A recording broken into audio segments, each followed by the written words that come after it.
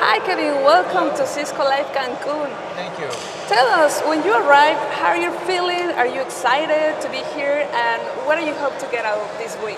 You know, I visited Mexico City not too long ago with the Cisco beat, and I made a commitment that I would be back. So when they asked me if I would keynote this event, I jumped all over it. So I was excited to get here.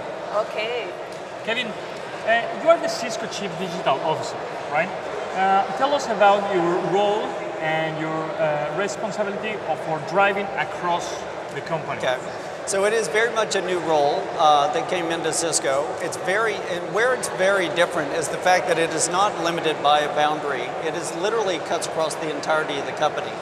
And you will hear Cisco talk a great deal about the migration towards recurring revenue.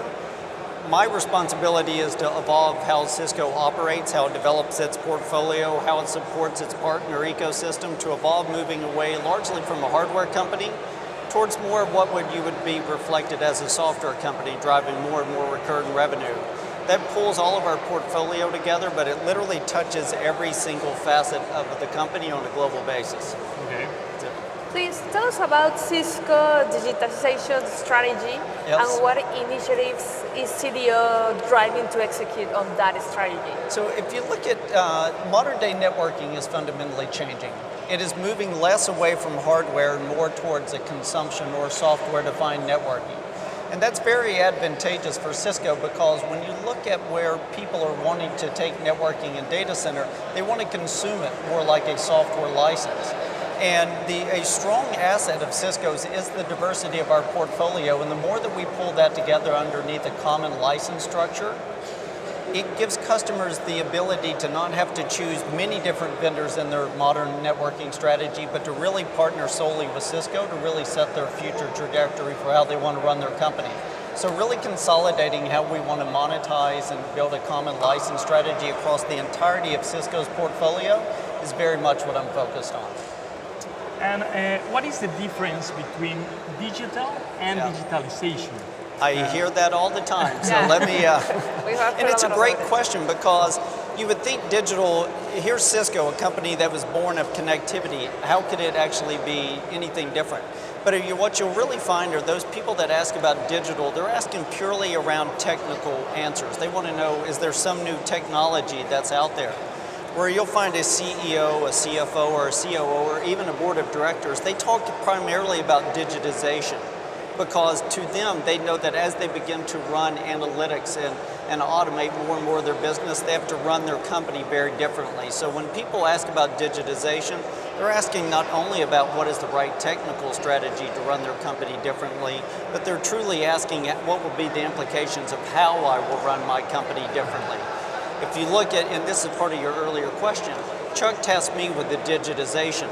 I partner with Guillermo, our CIO, but I set the trajectory for how we're going to run Cisco very, very differently as a digital company. So digitization is holistic operating model discussion. And what are some of the digitization trends you're seeing in the industry today, and how is Cisco responding to them? I think we're responding first and foremost by listening better than we ever have. I really do believe that. We have over 70% of the people that visit Cisco have nothing to do with IT anymore.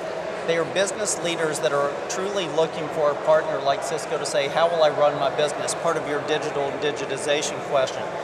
But if you look at what we're doing very much and what we're seeing in the trends, is those that are truly applying a digital approach, a very incremental approach, are truly losing market share. Over 40% of them by industry are largely going to lose 35 to 50% of their market share in the coming 3 years. So we're seeing entirely new business models, and that is both an opportunity and a necessity for Cisco to evolve our business. But there is no business as usual anymore. It is, you better be very aggressive and holistic about redefining how you're going to run. So, Kevin, tell us about the future of Cisco in the Internet of Things. Well, I think the Internet of Things, so we project that there's going to be over 50 billion connected devices coming up in 2020. Wow. But if you equate that into market opportunity, it's about $1.7 trillion. So with all these connected devices, this is part of your question as well, people are altering how they're going to be communicating. They're altering how they're going to be running factories, plants, but they're truly also altering how currency is going to be exchanged. You have most of the Scandinavian countries, Norway, Sweden, that are saying by 2030, I want no currency. There's over $1 billion in Bitcoin per day that is exchanged hands. So these trends are not going to go back. And so when you look at those are sizable implications of how you're going to run companies very differently. And tell us about the security and the privacy of I really talk about the fact that security is synonymous with IoT. Many people talk about IoT, but the very first thing that they should really focus on is it secure in the first place? You start connecting. By 2020, 75% of all manufacturing equipment will be IP enabled. 8 million lampposts going up every year. Autonomous driving cars. All these things are access points into a network. My watch is an access into a network. So every endpoint, regardless of size, has to be secured into the network. And when you think about IoT, the average number of security vendors today is 79 different vendors in every enterprise. And none of those run on the network. So all those endpoints you're talking about from the perspective of IoT, those 79 vendors do not protect those companies or their customers at all. And Cisco has the solutions. Absolutely, and that's where you're seeing security being embedded directly into the network, but it's also part of IoT as the analytics.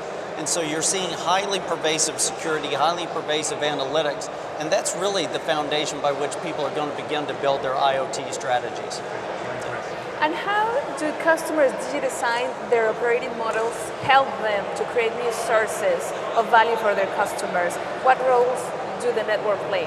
Well, when you look at the network, I think the network is truly being reborn as far as I'm concerned, in the large part because it is the foundation of a digital company. A digital company is automation, it's simplified information flow, it's highly secure, it's IoT, but it's where for years, the last 20 years, it's where the network has flowed across companies.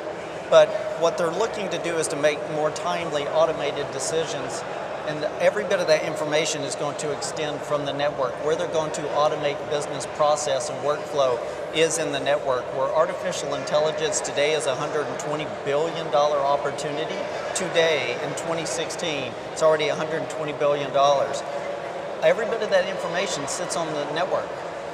So it's going to be the foundation for any digital evolution for any company, regardless of industry. Yeah, not only in the industry, also in the consumer life. Consumer lifetime. You know, my children ask all the time, what will they do when they grow up? And I literally have no idea. Okay, well, Kevin, thank you very much for your time. We're very happy to have you here.